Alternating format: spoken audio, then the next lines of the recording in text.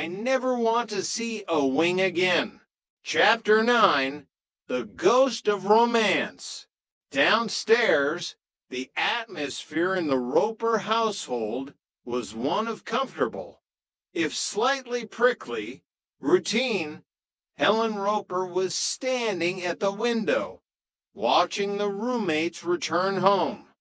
There was a flicker of something in her eyes, not quite jealousy, but a wistful longing for the energy that seemed to vibrate from apartment 201.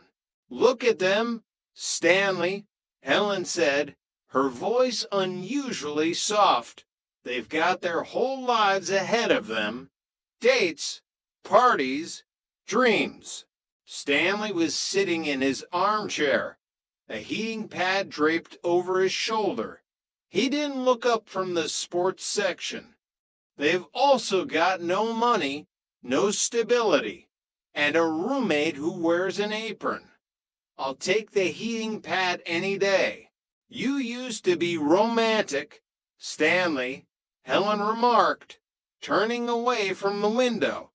"Remember that night in San Diego before you shipped out? You bought me that tiny little Anchor charm. It was on sale, Helen, and I thought it was a bottle opener." Helen sighed, a sound that carried 20 years of marriage within it. "I'm not asking for the moon, Stanley. Just a little. Spark, a flicker, even a glowing ember would do." Stanley finally looked up, his expression softening just a fraction. "I got you a dog, didn't I?" "Little bit. The dog the kids left on the porch. That wasn't your idea, Stanley. I claimed it, didn't I? That's the important part." He stood up, wincing as his joints popped. "Tell you what, tomorrow's Friday. Why don't we go down to the Beagle? I'll even buy you one of those drinks with the little umbrellas." Helen's face transformed, a genuine smile breaking through her wary facade. "An umbrella, Stanley? You're going to spoil me. Don't get used to it," he grumbled, though he reached out and patted her hand. "I just don't want you staring out the window all night. It makes the neighbors think I've got you locked in."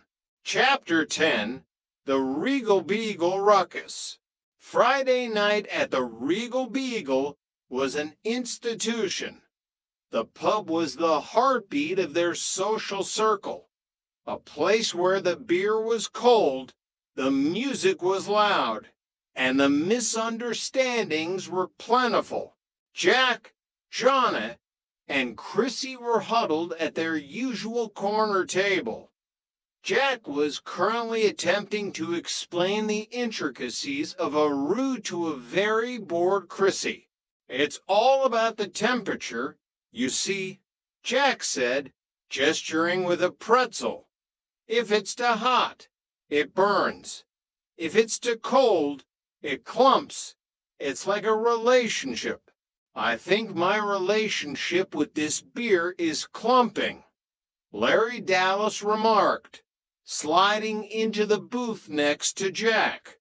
Larry was wearing a shirt that appeared to be made of crushed velvet and hope. "Listen, Jack, I've got a lead on a car. A real beauty. A 1968 Mustang.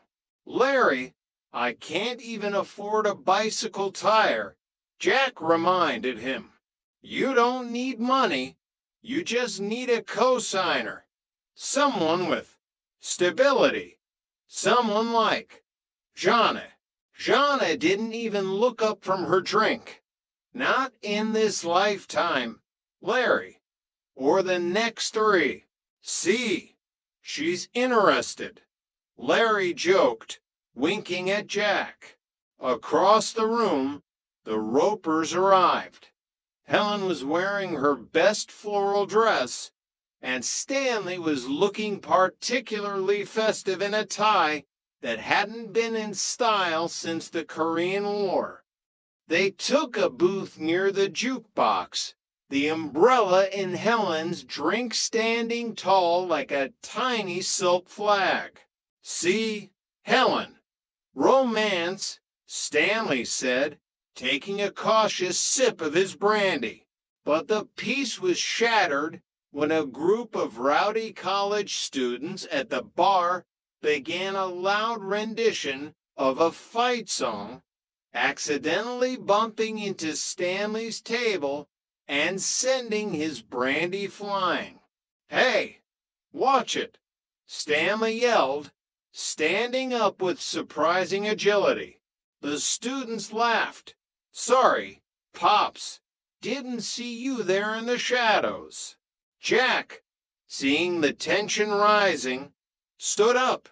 He remembered his hero's status from the previous week and felt a surge of misplaced confidence.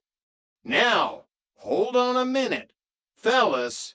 I think you owe the gentleman an apology." One of the students, a linebacker-sized youth with a buzz cut, turned to Jack. "And who are you?" "The waiter, Chrissy," always ready to assist with a well-timed fiction, leaned in. "Actually, he's a world-renowned karate expert. He once broke a man's ribs with a single breadstick." The student looked at Jack, then at the breadstick Jack was accidentally clutching. There was a long, tense silence. Then, to Jack's immense relief, the student smirked. "A breadstick? Huh. Well, tell the Karate Kid we're sorry about the brandy." They turned back to the bar, their laughter echoing through the pub. Stanley sat down, looking at Jack with a mixture of annoyance and respect. "A breadstick, Tripper. That's the best you could do. It worked, didn't it?" Jack said, his heart slowly returning to its normal rhythm. As the night wore on and the laughter flowed, the roommates and the Ropers found themselves in a rare moment of harmony. In the neon-lit sanctuary of the Regal Beagle, the rent was forgotten, the cooking exams were distant, and the only thing that mattered was the company. Chapter 11, The Financial Aid Fiasco.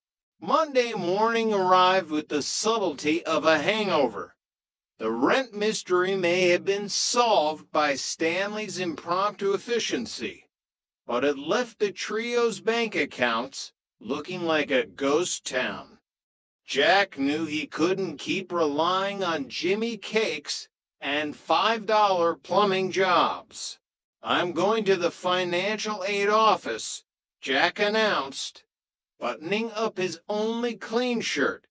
"Mr. Travers needs to hear a sob story that would make a Victorian orphan weep." "Just tell him the truth, Jack," Jonna suggested, sipping her lukewarm coffee. "We're broke. The truth is too boring, Jonna. In the world of bureaucracy, the truth gets you a pamphlet and a pat on the head. I need drama." The office of Mr. Travers at the Tech Institute was a beige-colored purgatory. Mr. Travers himself was a man who seemed to be made entirely of paperclip and stern glances.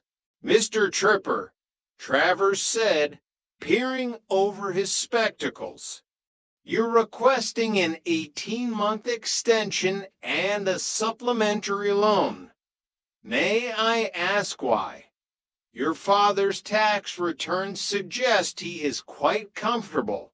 My father and I have a philosophical divide, sir," Jack said, his voice dropping an octave for effect. "He believes in the Protestant work ethic. I believe in eating. Currently, the divide is causing me significant weight loss. Travers leaned back. And who exactly are these roommates you live with? 2 girls, you say. Jack froze. He hadn't intended to bring that up, but the form required an address and household details. Yes, sir,